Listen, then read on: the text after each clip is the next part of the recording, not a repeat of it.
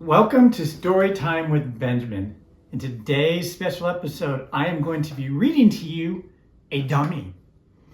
And that's not the kind of dummy that you're thinking of. This kind of dummy is what we call a book that is not yet printed, is not yet published, that authors and illustrators will put together to give people a kind of a sense of what it should look like. So that's what I have here in front of you today. If you notice, these are 11 by 17 printouts, folded in half, and this book isn't quite published yet. But if you want to be on the ground floor to help put this book into publication, stay tuned to the end of the video and I will give you details on how to do that. But for now, I want to read to you this incredible story because I think you'll like it. Little Tales for Restless Charlie.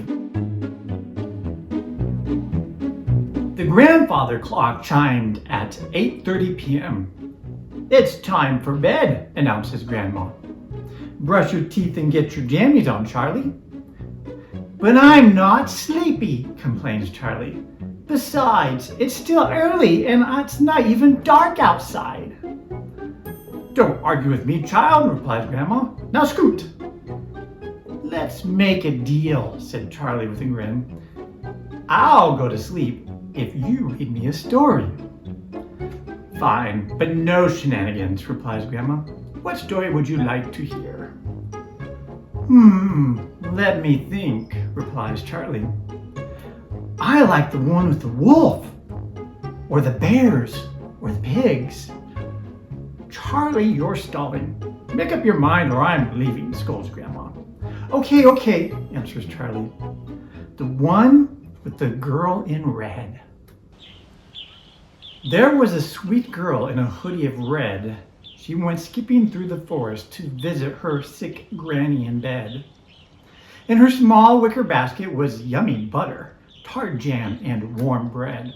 In her heart, not a thing did she fear or even dread, when out of a bush sprang a big hairy beast.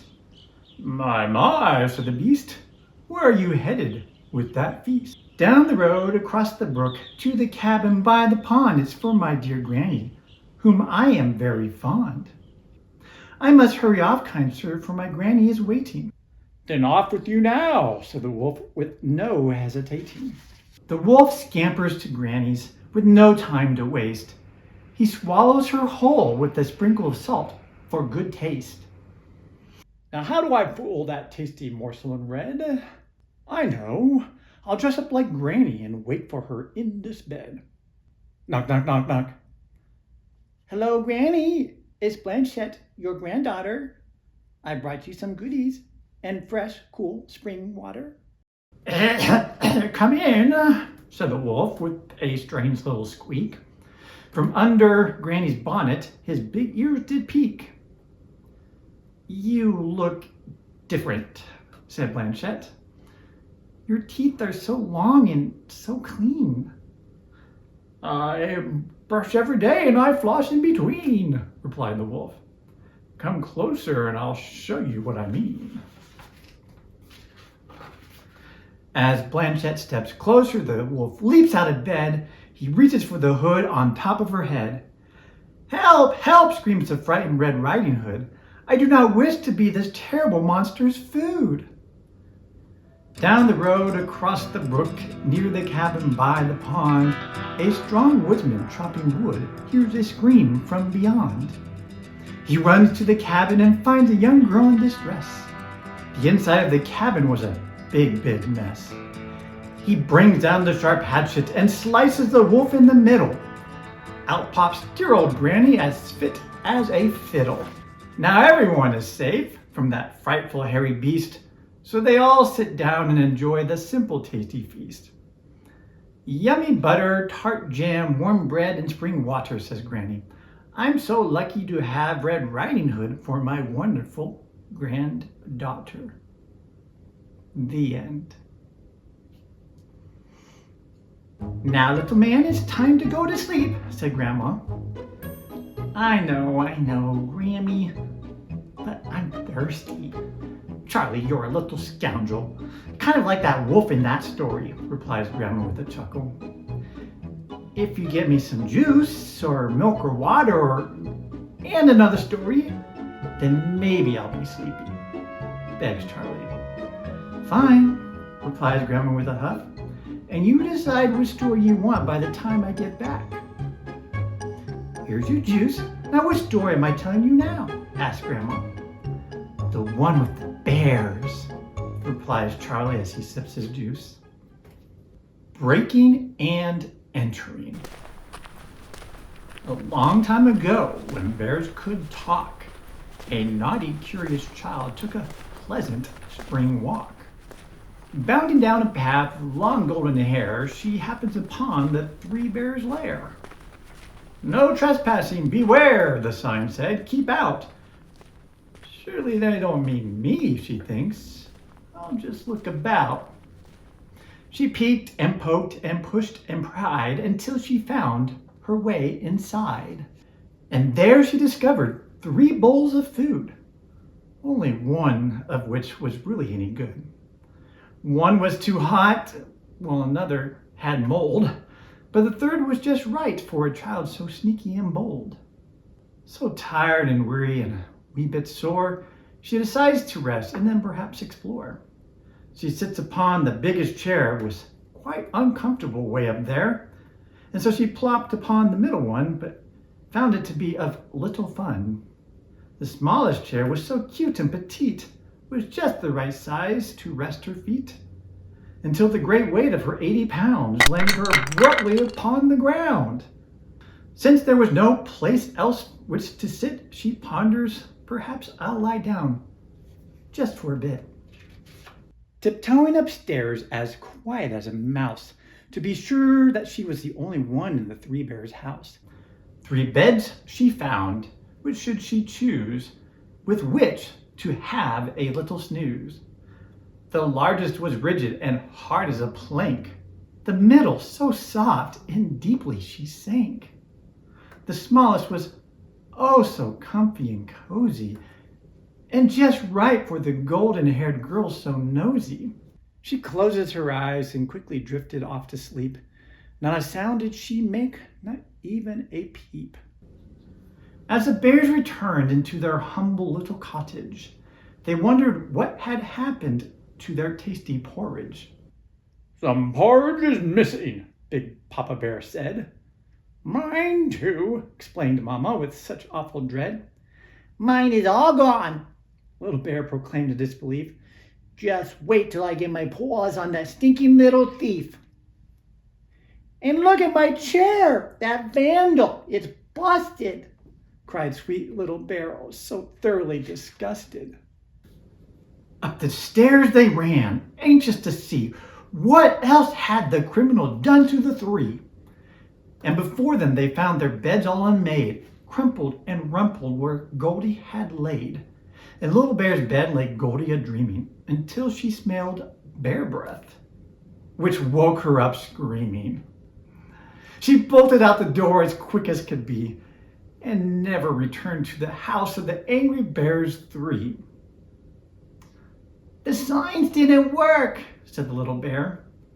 You're right, said Papa. It's time for a deadbolt to protect our lair.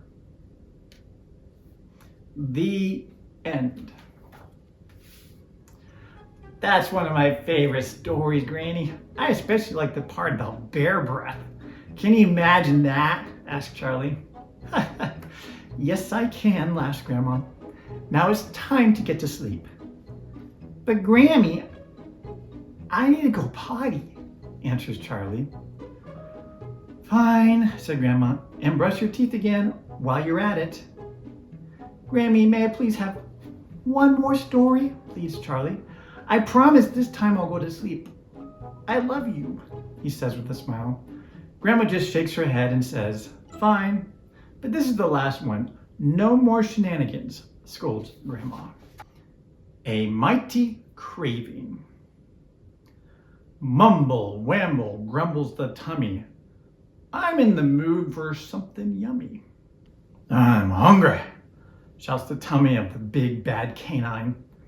Now what would satisfy the palate of someone of such refine? perhaps chicken, beef, or sushi with a flute of sparkling wine. The tummy responds quite loudly, I crave delicious barbecued swine. Where, oh where shall I find some swine, thinks the wolf. Where indeed? Down the lane lives a pork chop, says the tummy. Go with speed. So down the lane the hairy beast did prance, doing his awkward it's time to eat happy tail wagging dance. He stops in front of an abode at 1220 Buttercup Lane, where the laziest little piglet lives in a straw hut that is ugly and oh so plain. Oh my, says the ferocious wolf, it's merely a hovel hut made of straw and mud. I could cough, hiccup, or sneeze and it would collapse with a mighty thud. Being of such fine breeding, I shall knock first to see if the owner is around. I certainly don't want to waste my awesome breath if my meal cannot be found. Knock, knock, knock. Anyone home? Inquires the hungry beast. No one is home, squeals the piglet. He does not wish to become a feast. With a smile on his face, the wolf thinks this one isn't too smart. Little did he know that out the back door the silly little piglet did dart.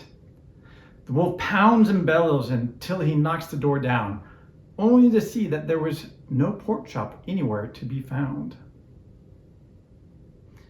Down the street the piggy has a brother, screams the tummy. I have no doubt he is as tasty as the other. So quick as a flash, the hungry wolf did dash. At 1250 Buttercup Lane, he screeches to an abrupt halt, with his mouth watering at the thought of 2 pork chops sprinkled with pink salt. A shabby little house made of sticks and cotton twine. I should be able to knock this place down in no time, sings the wolf. He takes 3 deep breaths and then blows foul air at the door. The piglets push back with all of their might, but cannot hold out anymore. They make a mad dash for the window and get out just in time, as the wolf's mighty bellow shatters the twigs and the twine. A huffin' and a puffin' they did sprint to their brother's fancy abode, for no one wants to become a juicy pork chop a la mode. At 1280 Buttercup Lane lives the smartest piglet of the 3, for his home is made of bricks with high-tech security. With bars on the windows and gigantic deadbolt locks, it's nearly as secure as the famous Fort Knox.